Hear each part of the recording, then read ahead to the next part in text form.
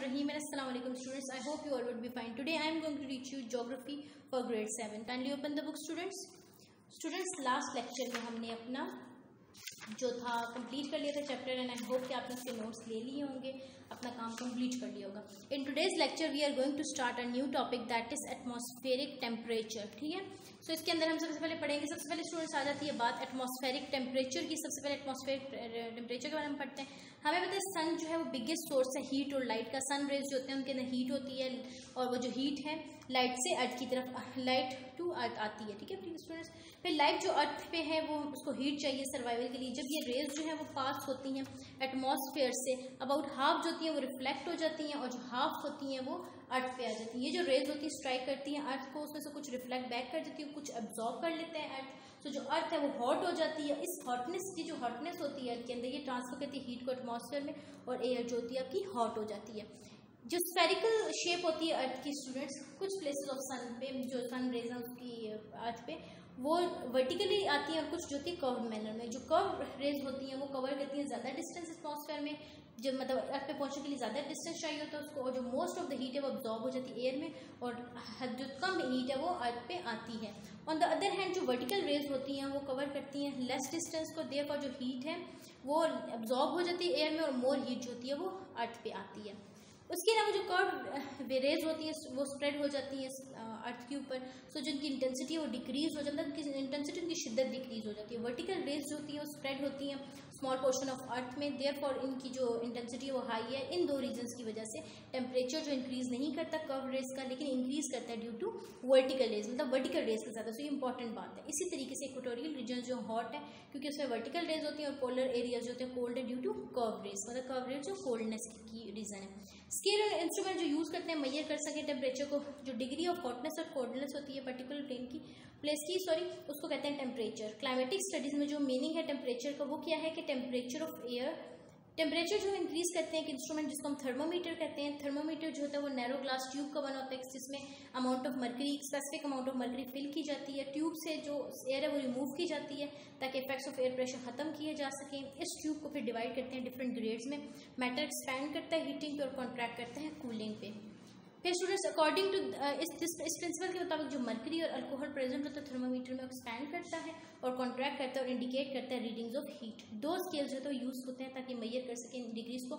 एक Celsius scale है students, एक फ़ारेनहाइट स्केल. ठीक है, अब अगर आप ये देखते हैं तो ये बॉइलिंग पॉइंट दिया हुआ है, फिर ये फ्रीजिंग पॉइंट ऑफ वाटर दिया हुआ है. ठीक है, फिर स्टूडेंट दो स्केल्स हैं, सेल्सियस स्केल और एक है आपके पास फ़ारेनहाइट स्केल.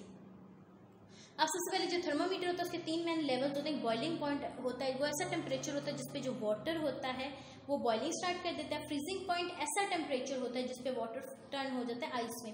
एब्सोल्यूट जीरो एक मिनिमम पॉसिबल टेम्परेचर है किसी भी मैटर का. ये इम्पॉसिबल है कि हम टेम्परेचर को एब्सोल्यूट जीरो से बिलो कर सकें. Heating of earth and the atmosphere, heating के बारे में हम पढ़ेंगे. सरफेस ऑफ अर्थ जो है वो स्टूडेंट्स आपको पता है यूनिफॉर्म नहीं है, लेकिन कभी जो है वाटर है तो कभी जो है वो ड्राई लैंड है. जो ड्राई प्लेसेस होते हैं वो हॉट हो जाते हैं और कोल्ड जल्दी हो जाते हैं. देन द वेट प्लेसेस, सो जो कॉन्टिनेंट्स है वो हॉट है ड्यूरिंग समर और कोल्ड है ड्यूरिंग विंटर. सन रेज जो है वो हीट करती है अर्थ सरफेस को विदाउट हीटिंग एटमॉस्फेयर. अर्थ सेंड करती है इस हीट को बैक टू द एटमॉस्फेयर. ये जो हीट होती है ट्रांसफर हो जाती है लोअर साइड पे. जो लोअर पोर्शन ऑफ एटमॉस्फेयर होता है वो गर्म हो जाता है और अपर पोर्शन कूलर होते हैं. अर्थ जो होता है वो हीट लेता है सन रेज से ड्यूरिंग डे टाइम और रिलीज कर देता है हीट को नाइट में. एटमॉस्फेयर रिलीज करता है हीट को स्लोली. ये जो एरिया होता है जो कवर करता है स्नो से, इसकी जो व्हाइट कलर होता है वो रिफ्लेक्ट करता है ज़्यादा सन की रेज को, और ये जो एरियाज होते हैं डार्क कलर रॉक्स ये एब्जॉर्ब करते हैं हीट को, रिफ्लेक्ट कर देते हैं लेस सन रेज को. जो ऐसे डार्क एरियाज होते हैं वो कंपैरेटिवली बहुत हॉट होते हैं. जब रेज ऑफ अर्थ जो थी एब्जॉर्ब जो अर्थ करता है वो रिलीज होती है तो हीट ट्रांसफर हो जाती है आपके एटमॉस्फेयर में. सी और यहाँ से हीट आ रही है, यहाँ पे एयर जो है वो रेज होती है फ्रीजिंग पॉइंट की तरफ. फिर ये जो after getting light from hot air expand हो जाती है जब थोड़ी सी टेम्परेचर कूल डाउन हो जाता है. फिर students vertical distribution of temperature, vertical distribution की बात की जाए, हीट अर्थ जो है वो हीट करती है लोअर पोर्शन ऑफ एटमॉस्फेयर को, फिर ये जो हीट है रीच करती है अपर पोर्शन ऑफ एटमॉस्फेयर. ये प्रूव करती है कि क्योंकि ये प्रूव है कि जो लोअर एटमॉस्फेयर है वो हॉट होता है और जब हम ऊपर जाते हैं तो टेम्परेचर लो होता जाता है. इसको हम कहते हैं वर्टिकल डिस्ट्रीब्यूशन ऑफ टेम्परेचर. मतलब कि वर्टिकल इसलिए इसको हम कहते हैं ना कि जब हम ऊपर सरफेस पे जाते हैं तो टेम्परेचर थोड़ा सा डिक्रीज होने लगता है. फिर वो टेम्परेचर डिक्रीज करता है 6.5 डिग्री सेंटीग्रेड हर 1000 मीटर हाइट के साथ. इसीलिए जो सीज, डेजर्ट्स, लैंड्स और माउंटेन्स वगैरह होते हैं उस पर, और जो सरफेस ऑफ अर्थ होता है उस पर जो है वो डिक्रीज कर जाता है. इसी रेडिएशन की वजह से टेम्परेचर रेशियो वो वेरी होता है place to place. Dawn time पे और जो सनसेट पे जो सन रेज होती है फॉल होती है अर्थ पे कर्व मैनर में, सो हीट लेस होती है। 12 बजे के बाद दिन के जो सन होता है वो वर्टिकली आता है अर्थ पे, so there is more heat, इसीलिए गर्मी दोपहर के टाइम ज़्यादा होती है। अब सिर्फ देखिए ये हॉट एयर है, ये कोल्ड एयर है, ये इलेक्ट्रिफिकेशन जो आपकी थंडरिंग के दौरान, ठीक है। फिर ये क्लाउड्स हैं आपकी जो वेव्स प्रोड्यूस होती है ड्यू टू इलेक्ट्रिफिकेशन। फिर स्टूडेंट्स एयर प्रेशर की बात की जाए तो जो ज़्यादा एयर प्रेशर होता है लोअर पोर्शन में एटमॉस्फेयर पे, तो ये डिक्रीज करता है हाइट के साथ। जो हाइयर टेम्परेचर होता है लोअर प्रेशर, जब हाई टेम्परेचर होगा लो प्रेशर होगा, और इसी तरह ज़्यादा low temperature low pressure. Temperature और प्रेशर इन्वर्सली प्रोपोर्शनल एक दूसरे के साथ। इसके अलावा एयर जो है ज़्यादा डेंसर है लो एरियाज में। जो एयर है उसके अंदर हैवी गैसेज होते हैं, जो डेंसिटी होती है एयर की वो डिक्रीज करती है हाइट के साथ। लाइटर गैसेज इंटर होती हैं, डेंसर एयर जो होती है उसके अंदर कैपेसिटी होती है कि एब्जॉर्ब कर सके हीट को as compare to dense air. इस रीजन की वजह से टेम्परेचर जो है वो फॉल होता है with height. Inversion of temperature, vertical distribution of temperature जो स्टूडेंट्स को एक्सप्लेन करता है कि जो टेम्परेचर वो डिक्रीज करता है हाइट के साथ, लेकिन कुछ सर्टेन प्लेसेस में ये रिवर्स हो जाता है और टेम्परेचर राइज होता है हाइट के साथ। अगर टेम्परेचर जो अर्थ का वो सरफेस पे 5 डिग्री सेंटीग्रेड है, तो जो 7 डिग्री जो होता है, मतलब अगर 5 डिग्री सेंटीग्रेड अर्थ सरफेस तो above this point 7 degree centigrade होगा। ये रिवर्स सिचुएशन जो है इसको इन्वर्जन ऑफ टेम्परेचर कहते हैं। मतलब normal circumstances, cold bridge, cold air, hot air. अगर हम कहते हैं रीजन क्या है इन्वर्जन ऑफ टेम्परेचर की, तो सम टाइम जब विंटर सीजन होता है सनसेट हो जाता है वेदर का, सनसेट होता है तो वेदर क्लियर हो जाता है। इस सिचुएशन में अर्थ की जो हीट है वो रिलीज होती है रैपिडली, और जो सरफेस है वो कोल्ड हो जाती है बहुत ज़्यादा। और जब एयर जो है वो नियर अर्थ सरफेस को टच करती है, कोल्ड सरफेस की बने मतलब टच करती है उसके जो कोल्ड सरफेस है उसको बनिस्बत जो हॉट सरफेस है, तो ये भी उसको ज़रा कोल्ड टच करेगी तो कोल्ड हो जाएगी, क्योंकि हीट ट्रांसफरेंस हो रही है। जो हीट ट्रांसफरेंस से मेरे मतलब ये है कि अगर हीट जीरो जा रही है तो जीरो ही जाएगी, ठीक है। तो लेकिन जो एयर अबव विथ होती है वो कंपेरेटिवली हॉट होती है और लाइट होती है वेट के अंदर। फिर वो students horizontal distribution of temperature, जो इक्वेटोरियल रीजन होते हैं वो हॉट होते हैं थ्रू आउट द ईयर, और जो एवरेज टेम्परेचर होता है तो वो 32 डिग्री सेंटीग्रेड होते हैं। इसके अलावा जो आर्टिक रीजन है वो कोल्ड होते हैं और टेम्परेचर जो होता है वो बिलो फ्रीजिंग पॉइंट रहता है। ऐसे अनइक्वल डिस्ट्रीब्यूशन ऑफ टेम्परेचर जो अर्थ पे होती है उसको हम हॉरिजॉन्टल डिस्ट्रीब्यूशन ऑफ टेम्परेचर कहते हैं। On the basis of horizontal distribution of temperature जो अर्थ सरफेस है वो डिवाइड हुआ 3 जोन्स में। सबसे पहले स्टूडेंट्स ट्रॉपिकल जोन है, ये हॉट रीजन होता है जो एक्सटेंड करता है both side of the equator पे, ये एक्सटेंड करता है tropic of cancer 23.5 degree north से नॉर्दर्न साइड से, ट्रॉपिक ऑफ कैंसर 23.5 साउथ पे ऑन और सो ऑन, ठीक है। सो ऑन दिया हुआ आगे जो पेज नंबर 39 फिर 40 भी आ जाए। फिर स्टूडेंट टेम्परेट जोन है। टेम्परेट जोन क्या होता है स्टूडेंट्स, या पहले भी थोड़ा बहुत कंसेप्ट आपको होगा। वेयर जोन एक्सटेंड करता है ट्रॉपिक ऑफ कैंसर से 23.5 नॉर्थ से आर्टिक सर्कल 66.5 नॉर्थ में और the northern side, and Tropic of cancer 23.5 degree south से mid of Antarctic Circle 66.5 degree south के, और साउथर्न साइड पे होता है। इस रीजन में ना ज़्यादा ठंड होता है ना ज़्यादा गर्मी होती है। अब सी ओवर है, ये नॉर्थ पोल है, साउथ पोल है, ये टोरॉइड जोन है।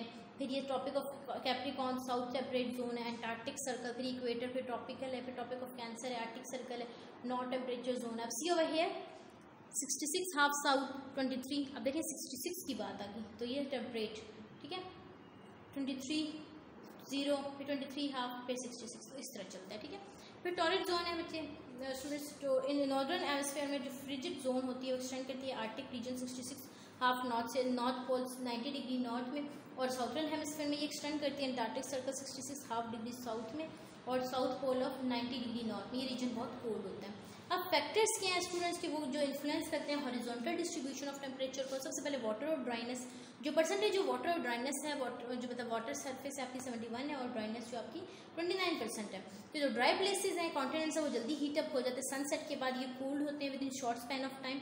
दूसरी तरफ जो वाटर और ओशन होता है उनको टाइम लगता है हीट या कूल होने के लिए, ठीक है। समर के दौरान जो ड्राई प्लेसेस होते हैं वो जल्दी हॉट हो जाते हैं as compare to water area, और ये difference in the structure of earth है, ठीक है। फिर सन रेज है, ये हमने पहले डिस्कस कर चुके हैं कि सन रेज जो वर्टिकली आते हैं इक्वेटोरियल रीजन्स पे, जिसकी वजह से ये ज़्यादा हीट देते हैं। सन रेज जो है वो फॉल होते हैं कर्व मैनर में पोलर रीजन में, जिसकी वजह से ये रीजन जो है इनका लो टेम्परेचर होता है। फिर students land and sea breezes, winds blow करती हैं hot to cold and from cold region to hot regions. इस वजह से टेम्परेचर फ्लक्चुएशन चेंजेस आती हैं। ये एग्जांपल्स जो है लैंड और सी ब्रीजेस की हैं, माउंटेनियस ब्रीजेस और वैली के अंदर जो ब्रीजेस आती हैं। कोई कोल्डनेस नहीं होती कराची में, लेकिन some time cold breeze of Quetta जो होती है वो हिट करती है कराची को, इधर थोड़ी सी ठंडक आ जाती है। ओशन करंट्स क्या होते हैं, ये ओशन करंट्स जो स्टूडेंट्स ट्रैवल करते हैं हॉट टू कोल्ड और from cold to hot region. जब हॉट वेव जो रीच करती है कोल्ड एरिया को तो ये इंक्रीज कर देती है temperature of that area. For example when hot wave, जब फॉर एग्जांपल हॉट वेव जो होती है नॉर्दर्न अटलांटिक ओशन की रीच करती है कोस्ट ऑफ वेस्टर्न यूरोप, की इंक्रीज कर देती है टेम्परेचर को, उसकी जो कोस्ट ऑफ फ्रीज नहीं होती even in winters.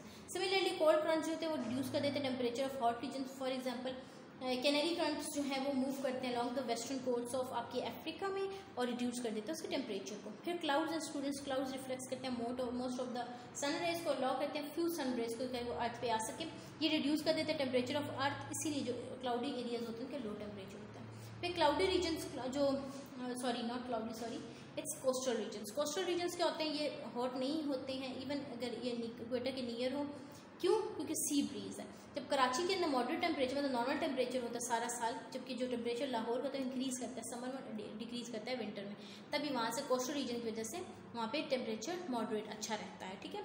Isotherms help करते हैं ताकि मेंशन कर सकें हॉरिजॉन्टल डिस्ट्रीब्यूशन ऑफ टेम्परेचर। ये जो लाइंस होती हैं स्टूडेंट्स, ये ज्वाइन करती हैं एरियाज ऑफ सेम टेम्परेचर को मैप में, और लाइन मोस्टली पैरेलल होती है लैटिट्यूड्स में। ये इंक्लाइंड होती है टुवर्ड इक्वेटर इन समर और इंक्लाइंड होती है toward pole in winter. Southern hemisphere में जो वाटर एरिया होता है वो लार्ज होता है as compare to dry area. So जो इस हेमिस्फीयर में जो समर में और विंटर में ये लाइन होती है पैरेलल होती है without any prominent curve, like prominent curve नहीं होता इसके अंदर। ठीक है स्टूडेंट्स, लाइक सी स्टूडेंट्स इधर देखें ये आइसोथर्म्स है। आइसो मीन्स से थर्म्स टेम्परेचर, अभी देखें 85 से 70 65, ये देखें क्या दिया, सरफेस टेम्परेचर दिया हुआ डिग्री फ़ारेनहाइट के अंदर, और 10 जून 2003 का दिया कि इस तरह आइसोथर्म्स बनते हैं। ठीक है। उसके बाद स्टूडेंट्स आपके जो आपके एमसीक्यूज है ये आप खुद करेंगे, और उसके शॉर्ट क्वेश्चन आंसर और लॉन्ग क्वेश्चन आंसर्स की जो नोट्स है वो आपको अवेलेबल होंगे। आप एडमिन ऑफिस विजिट करके अपने नोट्स कलेक्ट कर लीजिएगा और अपना सारा काम कंप्लीट कर लीजिएगा। So this was all about your chapter students. Till then students अपना बहुत सारा ख्याल रखिएगा, पढ़ते रहिएगा। स्टे सेफ, अल्लाह हाफिज़।